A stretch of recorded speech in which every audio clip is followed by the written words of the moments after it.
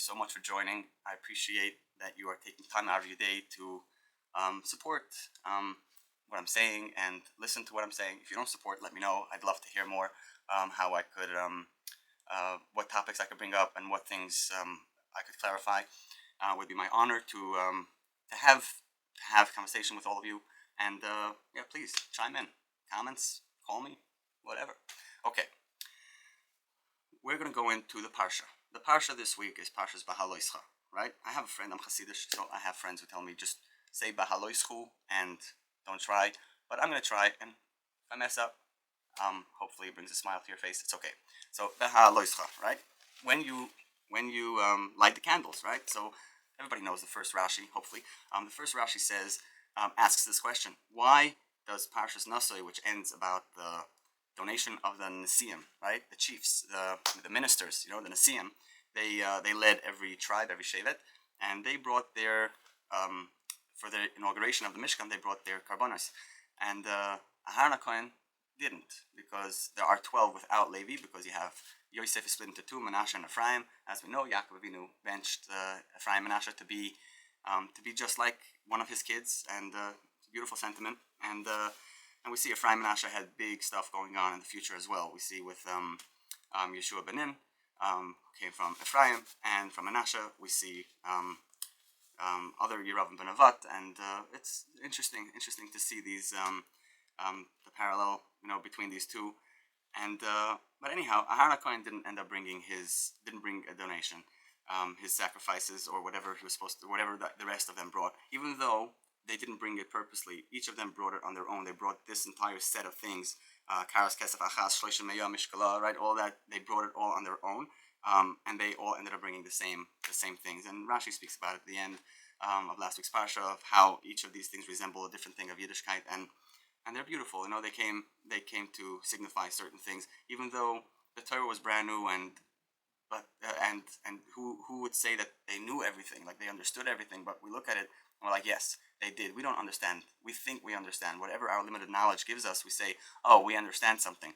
But in all honesty, Adam HaRishon understood everything. He was created by the hand of Hashem, and he knew, he understood. B'dvar Hashem Shemayim Nasi. Hashem said words, and the world was just created, and the world stands on the words of Hashem. If you want to understand that a little bit, maybe we could, I'll explain it a little bit like this. How does information work nowadays? Nowadays, I'm speaking on a camera, I'm recording myself, and I'm putting words out there. These words are going into some big algorithms all across the internet. The internet is based on the words that we say. It understands what we say. It formulates different algorithms based on the words that are listened to. So probably, if it's not censored, they'll hear me talk, and then you'll start getting different things in the algorithm. Why? Because these words are creating the world of your virtual world. So we could slowly start understanding what's going on with this world that we are in, the physical world that we believe this is real, whatever I'm touching is real. But Hashem created it in such a way that the physicality is seen, but we have to understand the spirituality behind it. Now let's go back to Aharon HaKohen, where he didn't bring anything, and he was very sad. And so the Rashi asks, why are these two connected? So Rashi says, because Aharon was sad, so Hashem told him, you'll be lighting the menorah, you'll be doing it for the rest of your life, and not just for the rest of your life, your family is going to be doing it, and you'll be carrying the torch, forward, not just one day, just forever. And that's a big thing. But if you go into the next Rashi, you see, what does Bahaalotecha mean? Rashi says that the Kohen Gadol, as he goes on, when the Kohen goes on and lights the menorah, he has to stay there with the candle to the wick, waiting for the fire on the wick to go up on its own. You don't want to just put a little spark onto it and see if it's going to go up or die. As you prepare candles before Shabbos, or you light candles. Women light candles before Shabbos, and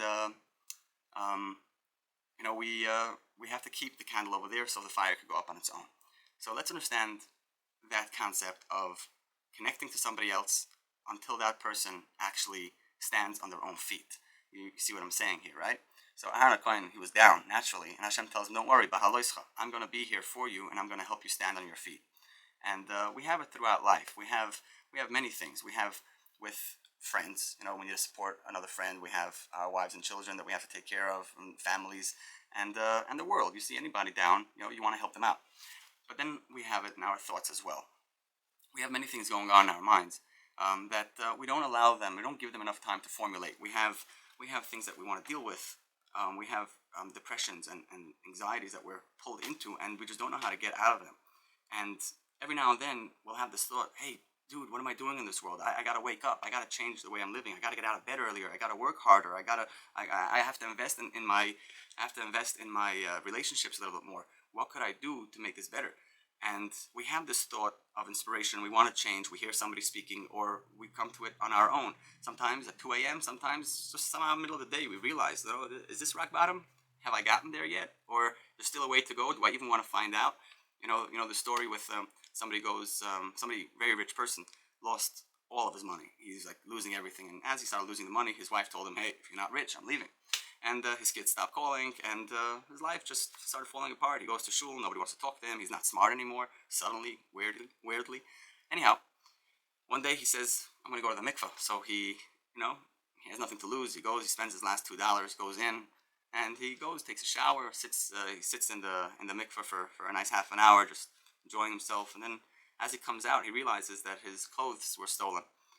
And he's standing there with no clothes, nothing left to his name, and he just starts laughing. He sits down there, grabs a towel, and just starts laughing and laughing and laughing. And this guy next to him looks at him. He's like, man, is this it? Like, are you crazy? Like, did it finally happen? Did you give up? And he's like, no, just the opposite. Until now, nobody cared for me. I lost my money. Nobody spoke to me. Everybody ran away. But now, once I lost my pants, somebody's going to have to give me a new pants. So I'm on my way up. And from there, once people start coming closer to me, we'll see where that takes me. So back to our thought. When we have these inspirations in ourselves, we wanna make ourselves better, and we think about it. We don't want to hit rock bottom. We want to stand. We want to pick ourselves up. We have to allow that thought to formulate. If you're going to just put the candle to the thought and say, let's see what it says, and gain that inspiration, but then walk away with the candle, that thought is never going to finish. And what we have to do is stick to that thought. See what's holding me back. What things can I implement in my life? What are the things in my life that are useful? What are not? Who are the people I'm surrounding myself with? Are they here for my benefit, or are they not? Are they here to take from me or give? Do I need more giving, or do I need more taking? What is it that I need in my life? Or can I create myself a schedule that will make my day better and brighter? So all these things are part of the thought process, part of the narrative of your brain, that if you just allow the candle to light, you'll find the light. It'll be there forever. It'll change your life, not just for today, but forever. So now as you go back to Aharon HaKohen, you're like, he was down. Aharon HaKohen was down. Like you look in Masechtas Avos in Perek Aleph, I think it's Mishnah Yud Beis, Mishnah 12, I believe. Aharon HaKohen, he was the Oyev Shalom V'Roidev Shalom. He was the most loving and peaceful guy. He would walk around. He would see someone have a fight. He would say, oh, listen, I understand you're upset, but the world is bigger. The world is greater. Let's not make this our entire life. Let's learn to move on. And he would sit there with them and change their mindset. Aharon HaKohen, he's the one depressed. He's the one sitting here. He lost his 2 kids by Yidam Aharon. He stayed quiet. But over here, because he wasn't part of the Nesiim, he becomes down. And what is Hashem telling him? I'll give you the mitzvah of menorah so you could light the candle and for the rest of your life. What is it? With what we just said, it's understood very well. Aharon HaKohen, yes, if someone goes through something, they don't know how to deal with it, yes, naturally they'll fall. Aharon HaKohen was by the Egel, and of course it bothered him very much. It bothered him very much that he was involved in creating the Egel, and but what did he learn from those lessons? What did he understand after going through it and taking it in and internalizing it, going through it in his mind, understanding, why did Hashem give me this lesson? Why did he give me this test?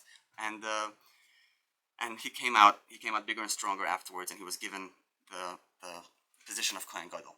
So Hashem tells him, don't worry, you're going to be lighting the candles, not just for now, but for doiros, for generations. For generations, we see in a couple of weeks, Aharon HaKohen was nifter. What does the generations mean? If a person stands up and makes something of their life, they will change the rest of their generations. Their kids will benefit. If someone gets up in the morning and says, I'm going to go to work, I'm going to make a difference, I'm going to change things, I'm going to revolutionize something. I'll make the best version of myself. It's not just that they're doing it for themselves so they could walk around happy throughout their life. Subsequently, their wives, their kids, their friends, their families, and their entire life and afterwards, everything changes. And not just that, when we start making our lives good now, we are correcting and fixing things of the past as well. Our past starts looking up. Not just the past of Paschal Gulam, which we could get into another time, maybe. Yeah, why not? But even their own past, they had hardships 20 years ago, things that they went through and they've never dealt with. And you would think, I have to go back to this specific case that I dealt with, this problem that was so big that I have to go back to that and resolve it. But the truth is, once you start making something of your life, you're working on yourself to become the best version of yourself, these things in the past slowly become part of your growth. You start seeing them as the experiences they were meant for, the tests that you learned the lessons from.